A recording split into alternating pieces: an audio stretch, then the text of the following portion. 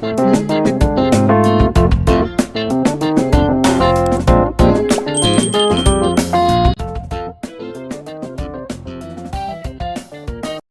5461. Isang powerhouse sa gitnang yugto ng Holy Celestial Rank ang umatake sa formation ng Avenir Academy. Nakakatakot ang kanyang kapangyarihan. Kahit na ang walang laman ng ancestral site ay hindi malalampasan, ang kanyang mga kapangyarihan ay nagawang magdulot ng mga bitik. Ang pinsala ay kumalat na parang sapot ng gagamba at bumuo ng isang nakakatakot na tanawin. Ang lugar na ito ay sangay ng Avenir Academy. Bilasan mo at umalis ka na. Isang boses ang nagmula sa kailaliman ng hanay ng bundok. Ang babala ay nagmula kay Kyud. Sinadya niyang binanggit ang Avenir Academy, umaasang takutin ng powerhouse na umatake sa formation. Nagplano siyang bumili ng mas maraming oras hanggat maaari para sumugod ang mas malalakas nilang miyembro. Ang sinaunang hayop ay umuunlad pa rin. Kaya, ang mga bagong primitive na inscription ay hindi pa ganap na nabuo. Kung hindi na kailangang mag-set up ng formation si Kyud para harangan ang iba pang powerhouses. Aalis na sana siya kasama ang sinaunang hayop at ang mga primitive na inscription. Sa kasamaang palad, ang umaatake na powerhouse ay medyo mayabang. Hindi siya nagpakita ng takot kahit na baka makagawa siya ng kalaban sa Avenir Academy. Inatake niya ang Porma Sayon ng walang humpay, sinusubukang makalusot ng may malupit na puwersa. Unti-unting hamina ang Porma Sayon. Biglang may umalingaw na boses sa lugar. Sinisikap ba ng Avenir Academy na kunin ang sinaunang hayop at mga primitive na inscription para sa kanilang sarili? Ang pagtatangkang pukawin ang galit ng iba pang mga powerhouse ay nagtagumpay.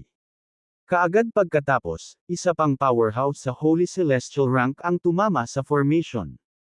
Paano kaya nila? Kung sino man ang makakuha nito ay dapat nasa kapalaran. Isa pang powerhouse ang nagpahayag ng kanyang sarili at inatake din ang formation. Lumiwanag sa tuwa ang mukha ni Zeno, at sinabi niya, magiging magulo talaga.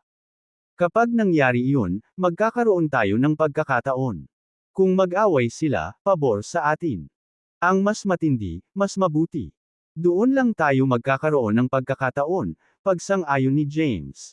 Nasa sabik din siya, umaasa na ang mga powerhouse na dumating para sa sinaunang hayop at mga primitive na inscription ay lalaban.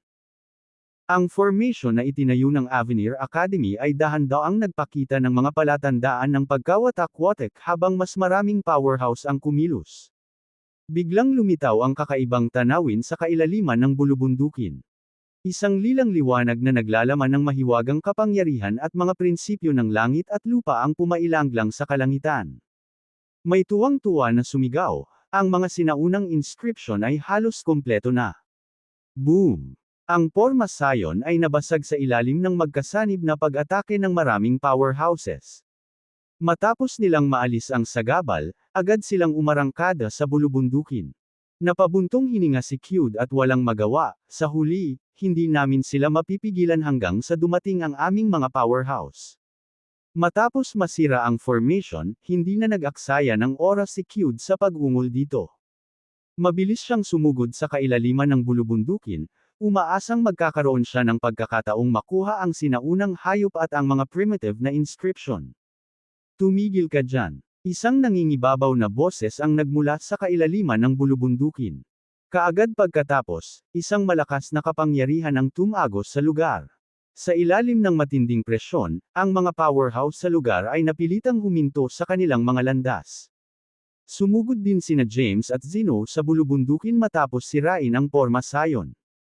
Ramdam ang nakakatakot na kapangyarihan, nagulat na sinabi ni James, "El limit so powerful." Ang kapangyarihang ito ay pagmamay-ari ng isang tao sa quasi-bliss rank. Kumunot ang noo ni Zeno at sinabing, natatakot ako na isa itong nasa tuktok ng quasi-bliss rank. Ang quasi-bliss rank ay parang isang alamat kay James dahil nakita lang niya si Cairo, na may hindi matatag na cultivation base. Gayunpaman, ginamit ni Zeno ang dating sarili ni Zariah, si Theron, na isang powerhouse sa quasi-bliss rank. Pamilyar na pamilyar sa kanya ang aura ni Theron. Kaya, masasabi niyang ang powerhouse na lumitaw ay mas malakas kaysa Theron sa kanyang tuktok. Kumunot ang noo ni James at nagtanong, anong nangyayari? Bakit may nakakatakot na aura dito? Umiling si Zeno, hindi makasagot sa tanong. Maaaring ito ay isang powerhouse sa quasi-bliss rank na nakakulong dito. May mga talaan ng mga lokasyon kung saan nakalock ang mga powerhouse. Bakit walang ganoong powerhouse na nakakulong dito? Dapat isa ito sa 5 dakilang commander. Ang mga powerhouse na pumasok sa bulubundukin ay natakot. Bagaman ang sinaunang hayop at mga primitive na inscription ay mahusay na kayamanan, hindi ko pinahahalagahan ang aking kapayapaan na nabalisa. Isang mahinang boses ang nagmula sa kailaliman ng bulubundukin. Kaagad pagkatapos, kumalat ang mga pagyanig sa buong bulubundukin. Ilang bundok ang gumuho, at ang lupa ay biglang nahati. Ilang sandali pa, lumitaw ang isang higanti sa paningin ng lahat. Ang kanyang mga paa ay itinali ng mga tanikala na gawa sa mahiwagang mga inscription. Ang higanti ay bumangon mula sa lupa, naglagay ng anino sa hanay ng bundok. Unti-unti siyang lumiit at huminto nang maging kasing laki na siya ng ordinaryong tao. Umupo siya sa isang lotus position sa mga guho. Bagamat nawala ang kanyang kadena, hindi siya umalis sa lugar na kanyang pinanggalingan. Malinaw na hindi siya makaalis. Kahit na ang mga kadena ay hindi na nakikita, ang kanilang mga kapangyarihan ay may bisa pa rin. Maaari ko bang tanungin kung sino ka, Ginoo? May nagtaas ng tanong. Haha, sino ako? Umalangaw-ngaw ang kanyang tawa sa buong bulubundukin. Matagal na. Muntik ko nang makalimutan ang pangalan ko. Noong nakaraan, may mga taong gustong tumawag sa akin na Sin, at ang ilan ay gustong tawagin akong demonyo. Gayunpaman, mas gusto ko ang pangalang Sinclair Jonah. Ito ang primogenitor ng Abode race. Napabuntong hininga si Zeno. Tanong ni James, sino iyon? Sumagot si Zeno, noong nagkakagulo ang madilim na mundo, may 2 paksayon. Ang 4 na sinaunang lahi ay nanguna sa isang panig, at ang 5 mahusay na commander ay nanguna sa isa. Ang Abode race ay nasa panig na natalo. Bukod dito, si Sinclair ay isa sa mga nagpasimula ng digmaan. Nagsumikap siyang mag-recruit ng mga kaalyado, na nagresulta sa maraming karera ng Dark World na nasangkot. Seryoso ang ekspresyon ni James. Ang ibang mga buhay na nilalang ay nagulat din sa paghahayag. Si Sinclair ay isang napakasikat na powerhouse. Ang mga nasa prison world ay pawang mga inapo ng natalong pangkat ng digmaan. Bagaman sinadya ng labas ng mundo na itago ang bahaging ito ng kasaysayan, hindi ito lihim sa prison world. Alam ng lahat ang digmaan na nangyari sa Dark World. Noon, muling lumitaw ang Halcyon Road, at hindi mabilang na mga powerhouse ang nakipagdigma upang makakuha ng pagkakataong makapasok sa Transcendental Bliss rank. Sa huli, napakaraming lahi ang lumahok, at ito ay isang malawakang digmaan. Si Sinclair ay isa sa mga pangunahing nagpasimula ng digmaan at isa sa mga commander ng natalong panig. Sa panig na natatalo, mayroon silang 5 commander. Gayunpaman, kahit na ang mga buhay na nilalang sa mundo ng prison ay hindi alam kung saan sila nakakulong. Alam lang nila na ang 5 commander ay nakalock sa isang lugar sa prison world. Walang nakakaalam ng eksaktong lokasyon kung nasaan sila. Bagamat natalo ang 5 commander, hindi naging madali ang pagpatay sa kanila. Ang nanalong panig, na pinamumunuan ng 4 na sinaunang karera, ay nagsanib puwersa upang aisil ang mga ito at ilihim ang kanilang mga lokasyon. Inilock din nila ang lahat ng powerhouses sa natalong panig na nasa quasi-bliss rank. Tanging ang mga mas mababa sa quasi-bliss rank ang pinapayagang malayang gumalaw sa prison world. Nabuo dito ang napaka-mahiwagang primitive na inscription. Hindi ko inaasahan ang isang sinaunang hayop na ipanganak malapit sa kung saan ako nakakulong. Ang boses ni Sinclair ay nanggaling sa kailaliman ng bulubundukin. Isang powerhouse sa Holy Celestial rank ang nagsabi, ang iyong cultivation rank ay walang kapantay, Mr. Sinclair. Ang sinaunang hayop at primitive na mga inscription ay walang silbi sa iyo. Tayong lahat ay talunan lamang na nakakulong sa mundong ito. Pakiusap huwag mo kaming pahirapan. Ipaubaya sa amin ang mga kayamanan. Mga talunan. Nagalit si Sinclair sa kanyang mga sinabi at biglang nagpakawala ng nakakatakot na aura. Ang powerhouse na nagsalita ay agad na napawi bago pa man siya makapag-react. Ang kanyang laman ay sumangga, at kahit ang kanyang kaluluwa ay hindi naligtas. Matapos masaksihan ang kakilakilabot na tanawin, ang iba pang mga powerhouse ay nagpigil sa pagsasalita. Marami sa kanila ang gustong tumakas ngunit hindi ng ahas na gumalaw. Ang aura ni Sinclair ay hindi mapaniniwalaan o kapani-paniwalang makapangyarihan at napakadiin sa kanilang mga katawan. Kung hindi, tumakas sila kung maaari. Huminga ng malalim si James. Ang isang powerhouse sa Holy Celestial rank ay itinuturing na isang walang katulad na pag-iral. Gayunpaman, napakadali niyang naalis. Gaano kalakas si Sinclair? Ang mga powerhouse na nanalo sa digmaan ay pumasok na sa Halcyon Road at hindi na bumalik. Wala pa akong naririnig na mga karera na may powerhouse sa Quasi-Bliss rank. Kahit na may lihim na umiiral, hindi ito maaaring marami. Kung aalis si Sinclair sa Prison World, siya ang mananaig sa Dark World.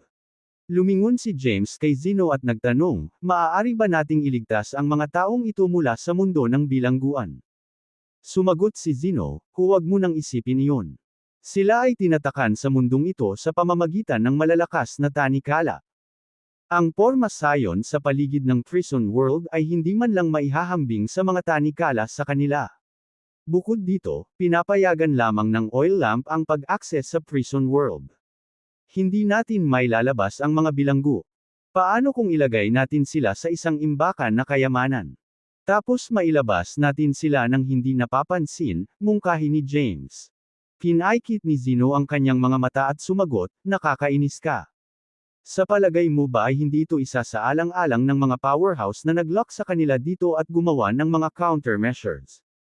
Hindi sumagot si James. Tumingin siya sa kalaliman ng bulubundukin at sumigaw, Mr. Sinclair, galing ako sa labas ng Prison World.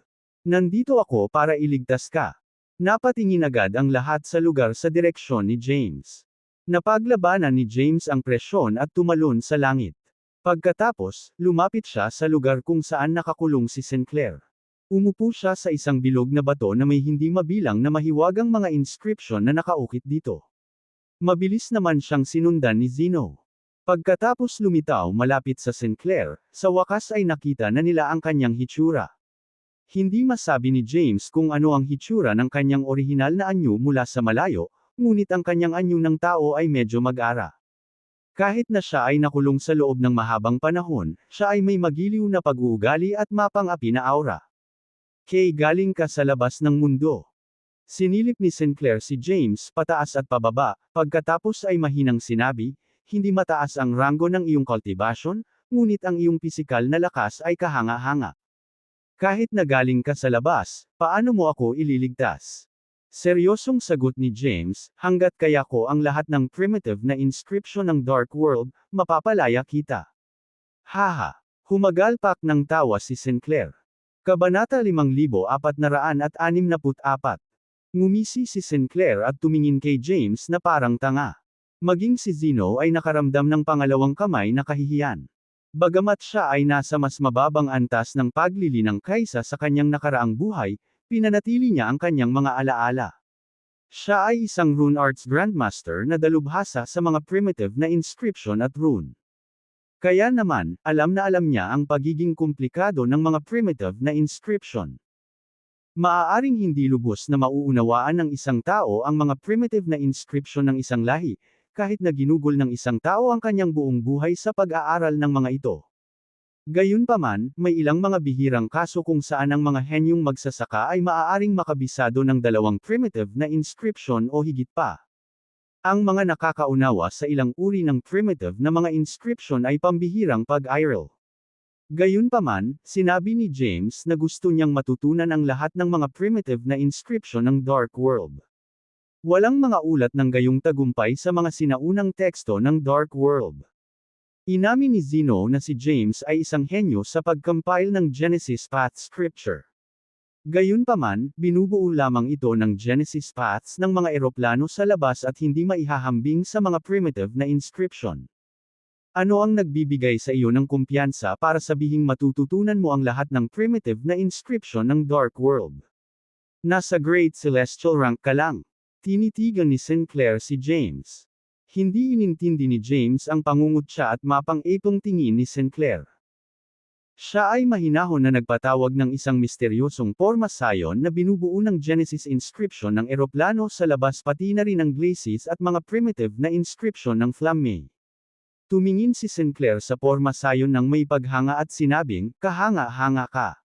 Mababa ang iyong cultivation rank, ngunit napag-aralan mo na ang Genesis paths ng napakaraming eroplano. Sa kasamaang palad, ang mga Genesis path na ito ay mga pira-pirasong sigil lamang ng ancestral site. Maliit na bahagi lamang ng mga primitive na inscription na kabilang sa isang pangunahing lahi ng Dark World ang napag-aralan mo. Mayroong hindi mabilang na mga powerhouse na natipon sa hanay ng bundok. Nang makita nila ang pormasayon ni James, nagulat sila. Ang pagbuo ay hindi kapani-paniwalang misteryoso at malalim. Imposibleng maunawaan nila at mas mahirap para sa kanila na subukang gayahin. Ang mas nakakagulat ay pinuri ni Sinclair, isa sa 5 commander, si James. Ang nakuha ang papuri ni Sinclair ay nagpakita kung gaano kalakas si James. Mahinahong sinabi ni James, sa palagay ko ay mauunawaan ko ang lahat ng primitive na inscription ng Dark World ng may sapat na oras. Hindi man ito mangyayari sa lalong madaling panahon, at least bibigyan kita ng pag-asa, hindi ba? Hindi ka pa rin makakaalis, kaya bakit hindi mo ako tulungan? Baka mamaster ko talaga ang lahat ng inscription ng Dark World at bumalik para palayain ka. Tumingin si Sinclair kay James na nakakunot ang noo at nagtanong, saan ka ba nanggaling? Sinasabi mo na nagmula ka sa labas ng prison world, ngunit mayroon ka bang anumang bagay upang patunayan ito?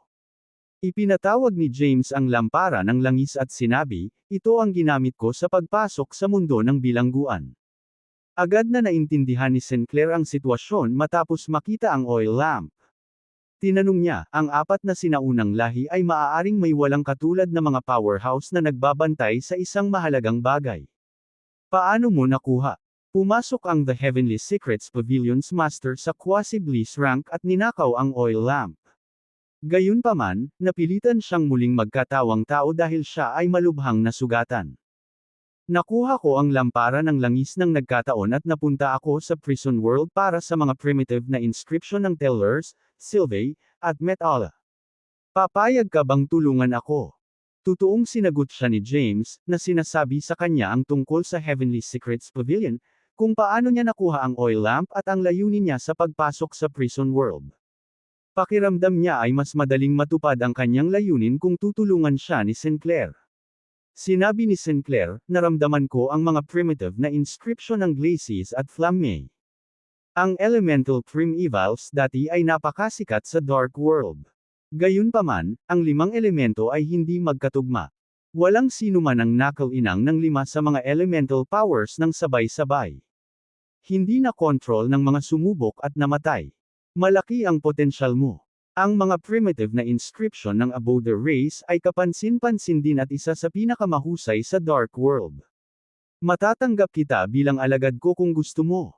Ituturo ko sa iyo ang mga primitive na inscription ng aking lahi at lahat ng aking supernatural powers.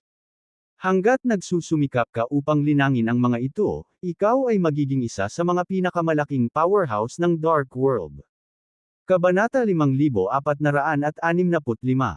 Si Sinclair ay sumuko na sa pag-alis sa prison world matagal na ang nakalipas.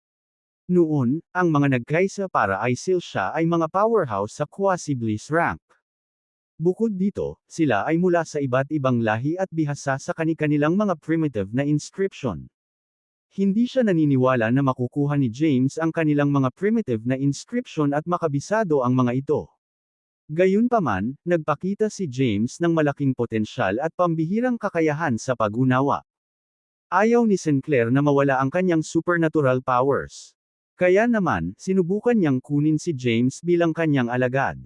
Ang mga powerhouse sa paligid ng bulubundukin ay naingat kay James.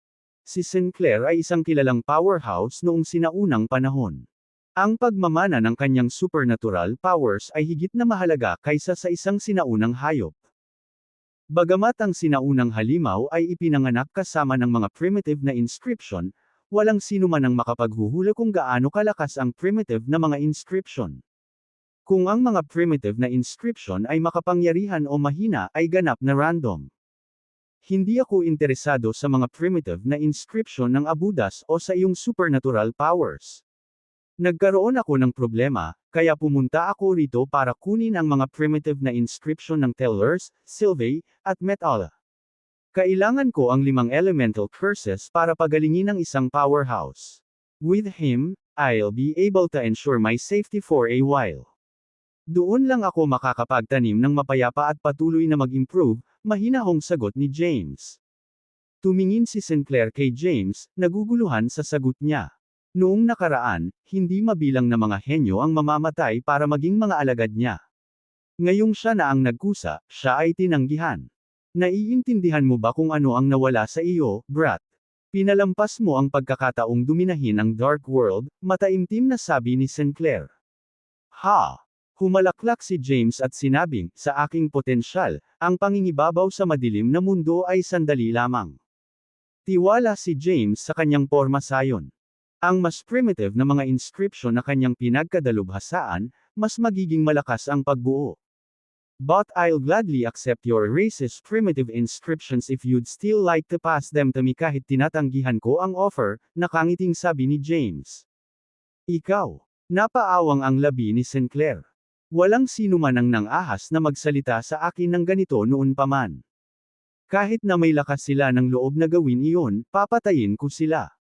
Sigh. Tumingin si Sinclair kay James at sinabing, pagkatapos ng napakatagal na pagkakakulong, nawala na ang mga gilid ko. Bibigyan kita ng pagkakataon. Let's have a match. I'll suppress my rank to match yours since you are only in the Great Celestial rank's early stage. If you win, I'll give you my race's primitive inscriptions, ay ibibigay din sa iyo ang sinaunang halimaw na kakaporma lang. Lumiwanag sa tuwa ang mukha ni James. Oo naman. Kung manalo ako, mangyaring bigyan mo rin ako ng sulat kamay na sulat para maipakita ko ito sa mga powerhouse ng Tellers, Sylvae, at Metala para makuha ang kanilang mga primitive na inscription. As you wish, mahinahong pagsang-ayon ni Sinclair. Pero, kaya mo bang lumaban? Hindi ka ba selyado dito? Tanong ni James. Haha. Tumawa si Sinclair at sinabing, hanggat hindi ako lalabas ng lahat, ang mga kadena dito ay hindi makakapinsala sa akin. Kabanata 5466. Bagaman ang mga ranggo ng paglilinang ay ang pamantayan para sa pagsukat ng lakas, hindi ito lahat. Sa katunayan, maraming mga kaso sa buong kasaysayan kung saan ang mga henyong magsasaka ay pumatay ng mga kalaban sa mas mataas na ranggo kaysa sa kanilang sarili. Gusto ni Sinclair na makita kung gaano kalakas si James at kung siya ay kwalipikadong magmana ng kanyang mga tagumpay sa paglilinang. Hanggat kayang tumagal ng mahabang panahon si James sa labanan, handa si Sinclair na ipasa ang kanyang supernatural powers at primitive inscriptions. Hindi mahalaga kung naging alagad niya si James o hindi. Gusto lang niyang umalis ang kanyang supernatural power sa prison world at makilala muli ng Dark World. Dahan-daang tumayo si Sinclair. Hanggat pinipigilan niyang gamitin ang kanyang buong lakas o lumayo sa kanyang kasalukuyang kinalalagyan, hindi lilito ang mga gapos sa kanyang mga paa. Matapos sugpuin ang kanyang cultivation na ranggo, sinenyasan niya si James, na nagsasabing, halika sa akin. Mabilis na umatras si Zeno sa malayo. Mayroon ng hindi mabilang na mga powerhouse na natipon sa hanay ng bundok. Sa paglipas ng panahon, mas maraming powerhouse ang lumitaw sa malapit. Lahat ay tumingin sa kailaliman ng bulubundukin, inaabangan ang laban. Gusto nilang makita kung gaano kalakas si Sinclair pagkatapos napigilan ang sarili sa Great Celestial rank. Ipinatawag muli ni James ang kanyang porma sayon, pinayagan itong mag-hover sa itaas ng Sinclair. Matapos tingnan ito, sinabi ni Sinclair, ang porma sayon ay talagang mahiwaga. Naglalaman ito ng Genesis powers ng hindi mabilang na mga eroplano. Mayroon ding mga primitive na inscription ng Glacis at Flamme. Nakakagulat na talagang malalim ka sa kanila. Gayunpaman, hindi pa rin ito sapat para talunin ako. Tiwala si Sinclair sa kanyang lakas. Kahit nakahanga-hanga ang porma sayon, pakiramdam niya ay wala itong dapat ikabahala. Ganun ba? Ngumiti ng mahina si James. Mabilis na lumapit kay Sinclair ang porma sayon at natrap siya. Ang mga mahiwagang kapangyarihan ay lumitaw sa loob ng porma sayon at hindi kumikilos si Sinclair. Kaagad pagkatapos, ang hindi mabilang na supernatural powers na pinagsama sa loob ng formation ay lumitaw at inatake si Sinclair. Gayunpaman, hindi nasaktan si Sinclair sa harap ng serye ng mga pag-atake. He smiled faintly and said, "I've matched my strength to yours. You should be aware of how strong your physical body is, right? You can't possibly hurt me with this." Break! Sigaw ni Sinclair, ang boses niya ay naglalaman ng malaking kapangyarihan. Nagsimulang magkawatak-watak ang porma sayon, at nagkaroon ng backlash si James. Nagtamo siya ng ilang panloob na pinsala at dumura ng isang subo ng dugo. Pagkatisod ng ilang hakbang, tumayo ng tuwid si James at pinunasan ang dugo sa labi. Matibay siyang tumayo sa pwesto at tumigil sa pag-atake. Pagkatapos, sinabi niya, "Hindi kita magagawang saktan. Sa halip ay umatake ka. Duda ako na magagawa mo akong saktan ngayong napigilan mo ang iyong cultivation."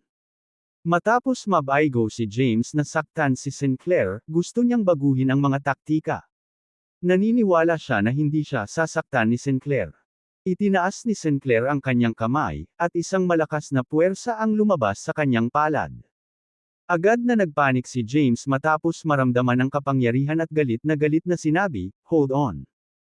Ano ito?" Tumingin si Sinclair kay James. Nagmamadaling sinabi ni James, "Malakas ang aking pisikal na katawan, ngunit ang aking cultivation na ranggo ay talagang mababa." "Oh, ganun ba?" Sumimangot si Sinclair at sinaway siya, "Kung gayon, ano ang punto? Paano ako makakasakit ng pisikal na katawan sa gitnang yugto ng Holy Celestial Rank na may mga kapangyarihan lamang sa maagang yugto ng Great Celestial Rank?" Naramdaman ni Sinclair na ang pisikal na katawan ni James ay nasa gitnang yugto ng Holy Celestial Rank at malapit na sa huling yugto. Pakiramdam niya ay imposible para sa kanya na masaktan ang pisikal na katawan ni James pagkatapos napigilan ang sarili sa unang yugto ng Great Celestial Rank. Hindi mo alam. Humalaklak si James. Kabanata 5467. Naintriga, mahinang ngumiti si Sinclair at sinabing, "Then try your hand. If you can hurt me, I'll count it as your victory." Oo naman. Ngumiti din si James, hindi siya confident na sasaktan si Sinclair kung totoong away. Walang sinuman sa kanilang tamang pag-iisip ang tatayo na lamang at hahayaan ang kanilang kalaban na umatake. Gayunpaman, magiging iba kung hindi umiwas si Sinclair at sa halip ay kinuha ang pag-atake ng direkta. Inilagay ni Sinclair ang kanyang mga kamay sa kanyang likuran at mahinahong sinabi, "Gawin mo ang gusto mo. Hindi ako gagamit ng anumang supernatural powers, at hindi ko rin sila iiwasan. Hindi man lang ako lalaban." Kumpiyansa si Sinclair kahit na pinigilan niya ang kanyang mga pisikal na depensa hanggang sa tuktok ng gitnang yugto ng Holy Celestial Rank. Nag-alinlangan siya na ang isang tao sa unang bahagi ng Great Celestial Rank ay maaaring magpakawala ng kapangyarihang katumbas ng tuktok ng gitnang yugto ng Holy Celestial Rank. "Dapat mong pansinin, Mr. Sinclair." Agad na inihagis ni James ang Femsurge Art at pumasok sa ika-6 na yugto nito. Mabilis na umunlad ang kanyang aura at lakas hanggang sa maagang yugto ng Martial Celestial Rank. Nakangiting sabi ni Sinclair, kahanga-hanga, ngunit malayo pa rin sa sapat. Kaagad pagkatapos, ginawa ni James ang Defying Heavens Art. Bumukas ang microcosm sa kanyang katawan at naglabas ng kanilang kapangyarihan. Si James ay gumawa ng 33 hakbang, at ang kanyang aura ay naging isa sa langit at lupa. Habang lumalaki ang kanyang cultivation rank, ang mga epekto ng Defying Heavens Art ay naging minimal. Matapos gamitin ito, naabot lang niya ang gitnang yugto ng Martial Celestial Rank. Baliw yan. Aking kabutihan. Siya ay nasa unang bahagi lamang ng Great Celestial Rank ngunit naabot niya ang gitnang yugto ng Martial Celestial Rank na may ilang supernatural powers. Nagulat ang mga nanunood sa bulubundukin. Iyon ba? May iba pa ba? Tumingin si Sinclair kay James, na sumilay ang malakas na aura. Ngumiti siya ng mahina at sinabing, "Hindi pa rin sapat para talunin ako. Kahit na tumayo ako dito at hayaan kang atakihin ako ng ilang libong taon. Hindi mo man lang ako mapupuntahan ng kahit isang gasgas. Hindi siya pinansin ni James at tinawag ang Suprema Sword. Nagising ang Genesis power sa kanyang katawan. Ang kanyang aura at kapangyarihan ay lubos na bumuti, na nagpapahintulot sa kanya na maabot ang huling yugto ng marital celestial rank.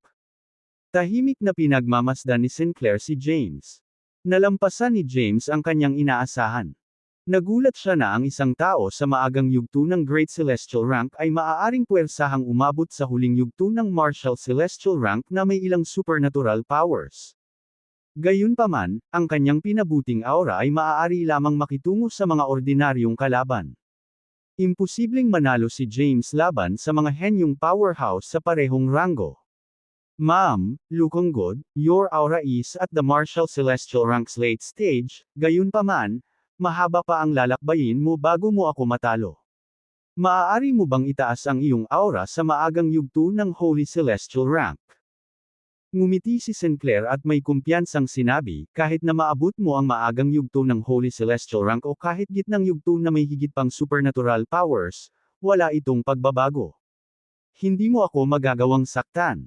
Naubos na ni James ang kanyang mga kasanayan sa pagpapahusay at nasa kanyang pinakamahusay na estado. Hindi na niya mapapabuti ang kanyang aura o lakas. Ang kanyang kasalukuyang lakas ay maihahambing sa huling yugto ng Martial Celestial Rank. Gayunpaman, isang ordinaryong kalaban lang ang kaya niyang harapin sa Martial Celestial Rank. Wala na akong ibang bagay para pagandahin ang aking aura at lakas. Gayunpaman, lumikha ako ng supernatural power na tinatawag na Trescentia Completaire Art. Ang Heavenly Secrets Pavilion ay nag-publish ng rangkang ng supernatural powers kamakailan, at ang aking Trescentia Completaire Art ang nanguna sa listahan. Umalangaw-ngaw ang boses ni James sa buong bulubundukin. Kabanata 5468. Napukaw ang pagkamausisa ni Sinclair. Alam niya ang tungkol sa Heavenly Secrets Pavilion, dahil ito ay isang puwersa na umiral ng napakatagal na panahon at sikat sa pangangalap ng impormasyon. Ibinenta nila ang lahat ng uri ng impormasyon hanggat kaya ng bumibili. Ang Trescentia Completaire Art ay dapat na pambihira upang magkaroon ng unang ranggo sa listahan. I wonder kung nakapasok ba sa listahan ang Sacrificial Art ko. Nagtataka si Sinclair kung ang kanyang supernatural power ay nasa rangkang na inilathala ng Heavenly Secrets Pavilion. Wala talaga siyang pakialam sa rankings. Gusto lang niyang malaman kung mayroon silang mga talaan ng kanyang supernatural power. Kung ginawa nila, at ang supernatural power ni James ay nangunguna pa rin sa listahan, kung gayon ang Trescentia Completaire Art ay dapat nakatangi-tangi. Sining ng sakripisyo. Sumimangot si James at sumagot, wala akong nakitang tinatawag na sacrificial art sa listahan. Gayunpaman, may tinatawag na heavenly sacrifice. May kaugnayan ba ito sa iyo? Haha. Napangiti ng mahina si Sinclair at sinabing, ano ang rangkang ng heavenly sacrifice?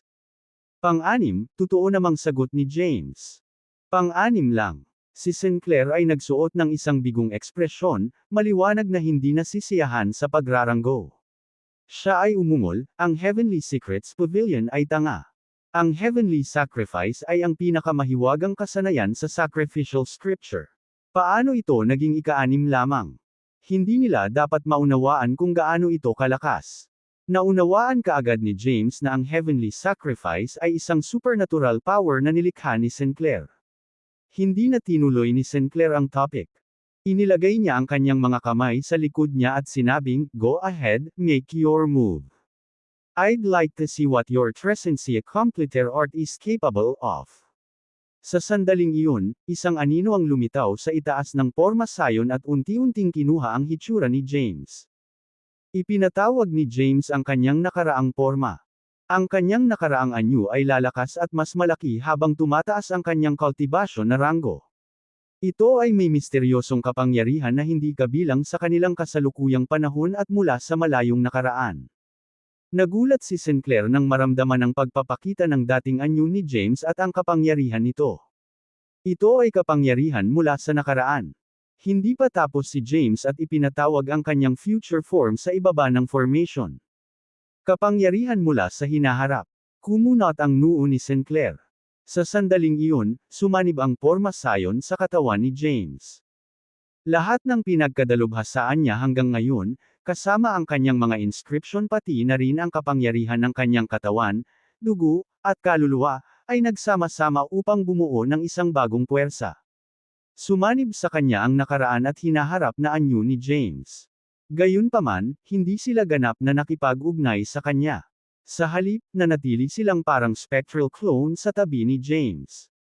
Isang nakakatakot na kapangyarihan ang lumitaw matapos ang kanyang nakaraan, kasalukuyan, at hinaharap na mga anyo ay pinagsama. Pagkatapos, agad na humarap si James kay Sinclair at umatake. Napaatras si Sinclair matapos matamaan sa dibdib. Isang maliit na pinsala ang nabuo sa kanyang balat, at nagsimulang damaloy ang dugo.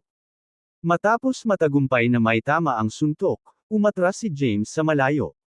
Ginamit niya ang lahat ng kanyang lakas at umatake sa kapangyarihan ng kanyang kasalukuyan, nakaraan, at hinaharap na anyo. Bumagsak siya sa lupa at agad na naka-lotus position. Naubos na niya lahat ng lakas niya pero masayang ngumiti. Napatingin siya kay Sinclair na nasa hindi kalayuan at humajijek. I managed to inflict an injury on you, you're even bleeding, according to our agreement, I won as long as I can hurt you. Bagamat si James ay umatake ng buong lakas, maaari lamang niyang idulot ang kaunting pinsala kay Sinclair. Kabanata 5469. Kahit na pinigilan ni Sinclair ang kanyang kultibasyon na ranggo at pisikal na lakas, nagawa lamang ni James na magdulot ng kaunting pinsala. Kung kalabanan ni James si Sinclair sa kanyang aktwal na kultibasyon na ranggo, hindi niya magagawang mag-iwan ng kahit isang gasgas sa katawan ni Sinclair. Si Sinclair ay mukhang hindi makapaniwala. Pagkaraan ng ilang sandali, nag-recompose siya at humahangang sinabi, "Not bad, your Trescency Completer art is impressive, I admit defeat." Bagamat nagawa ni James na saktan si Sinclair, ang pinsala ay hindi gaanong mahalaga at gumaling na. Si Sinclair ay lumitaw sa bilog na bato, umupo sa isang lotus na posisyon, at tumingin kay James. Ginamit mo ang mga kapangyarihan ng iyong nakaraan, kasalukuyan, at nakaraang anyo. Ang iyong Trescency Completer art ay talagang napaka-magical. Kung tutuusin sa kasalukuyang lakas nito, hindi sapat na tawaging pinakamahusay. Gayunpaman, ito ay dahil lamang sa kulang ang iyong kultibasyon na ranggo. Sa paglipas ng panahon, tiyak na magiging karapat-dapat ito sa titulo. Ang Heavenly Secrets Pavilion ay mahusay na mga hukom. Paano mo nilinang ang kapangyarihan ng nakaraan at hinaharap? It was by pure coincidence, mahinahong sagot ni James. Noon, hindi sinasadyang nilinang niya ang Trescency Completer art. Kahit na ibahagi niya ang paraan ng paglilinang sa iba, walang sino man ang makakabisado nito. Dahil pinagkadalubhasaan mo ang napakahusay na supernatural na kapangyarihan, hindi mo kailangang matutunan ang sa akin. Gayunpaman, ang mga primitive na inscription ng aking lahi ay magiging lubhang kapaki-pakinabang sa iyo. Ang porma sayon na iyong nilikha ay medyo mahiwaga. Nararamdaman ko na ito ay lalakas habang ikaw matuto ng higit pang mga inscription. Sa pagbuo, tiyak na tatayo ka sa hinaharap. Pinuri ni Sinclair si James at pagkatapos ay nagpatawag ng ilang mahiwagang inscription. Ito ang mga primitive na inscription ng aking lahi. Nabuo sila noong ako ay isinilang. Sana ay maging kapaki-pakinabang sila sa iyo. Pagkatapos magsalita, nawala si Sinclair. Naglaho rin ang bilog na bato sa ilalim ng kanyang mga paa. Kahit wala siya sa paningin, umalangaw-ngaw ang boses niya sa lugar. Sa kasamaang palad, hindi ako makapagbigay sa iyo ng sulat kamay na liham na humihiling sa mga powerhouse ng Tellers, Sylvie, at Metala na ibigay sa iyo ang kanilang mga primitive na inscription. Pagkatapos matalo ang pangkat natin, lahat ay ikinulong sa prison world.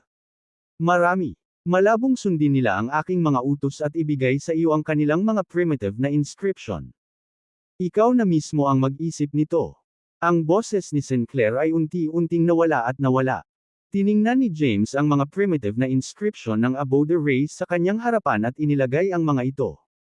Anuman ang mga primitive na lahi na nakuha niya, magiging kapaki-pakinabang ang mga ito dahil maaari niyang isama ang mga ito sa kanyang porma sayon. Hindi na makikialam si Sinclair sa mga gawain ng sinaunang hayop. Pagkataon na natin. Mabilis. Sa sandaling mawala si Sinclair, ang mga powerhouse sa malapit ay sumugod sa kalaliman ng bulubundukin. Boom! Isang powerhouse sa unahan ang sumabog, at isang madugong ambon ang bumagsak sa kabundukan. Ang malamig na boses ay nagmula sa kalaliman ng bulubundukin, na nagbabala sa kanila, "Maliga. Kumuha ng isa pang hakbang pasulong, at papatayin ko ang lahat." Malamig at walang awa ang boses ni Sinclair, ibang-iba sa kinausap niya si James. Matapos masaksihan ang pagkamatay ng isa pang powerhouse sa Holy Celestial Rank, walang nang-ahas na kumilos ng walang ingat. Mabilis silang umatras at umalis sa bulubundukin. Hintayin natin na lumabas ang batang iyon, pagkatapos ay aagawin natin sa kanya ang mga kayamanan. Tama ka. Kahit na pinuprotektahan siya ngayon ni Sinclair, magiging walang magawa siya kapag umalis na siya sa bulubundukin. Hindi makakasagabal si Sinclair kung kikilos tayo sa labas ng bulubundukin. Ang mga powerhouse ay natatakot kay Sinclair ngunit hindi kay James. Kahit na si James ay nagpakita ng nakakatakot na lakas, ang kanyang cultivation rank ay hindi kahanga-hanga. Kaya naman, tiwala silang mapapapatay nila siya. Kabanata 5470. Ang mga powerhouse ay umatras mula sa bulubundukin, alam nilang hindi sila makakasulong kasama si Sinclair na nagbabantay kay James. Sa kabila noon, ayaw nilang isuko ang pagkakataon at nagpas siyang maghintay sa labas.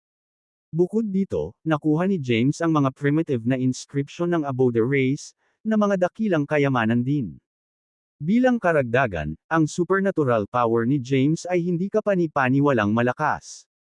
Ang ilang mga powerhouse ay nagsimulang magplano upang makuha ang mga kayamanan ni James upang mapabuti ang kanilang lakas.